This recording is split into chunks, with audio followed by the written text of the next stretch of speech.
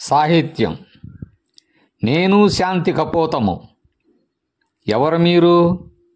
నేను శాంతి దూతను. విశ్వశాంతికి చిహ్నము ఈ కపోతము. అయితే మీ ఒళ్ళంతా గాయాలేంటి? నేను విశ్వశాంతి పావురం నిరంతరం సంచరిస్తూ విశ్వశాంతి సందేశము ఎప్పటికప్పుడు విశ్వమానవాళికి వినిపిస్తాము.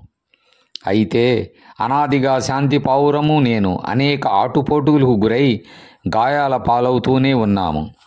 అసలు చెప్పవలసినది ఏమంటే, సమస్త ప్రపంచం మానవ విపరీత బుద్ధులకు లోనై ధ్వంస రచనతో మహావిధ్వంసంతో హింసా విలయాలతో నిండి ఉంది.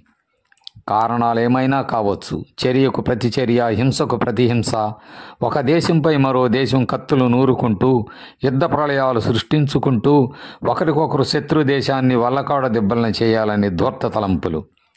కరుణామయుడు నడిచిన ఈ నేలపై, బుద్ధుడు పుట్టిన ఈ భూమిపై శాంతి కాముకులు అహింసావాదుల ద్వారా మళ్ళీ వాళ్ల మహాబోధనలు ఈ లోకమంతా ప్రతిధ్వనిస్తాయని, విశ్వశాంతి స్థాపన జరుగుతుందని మా ఆశ.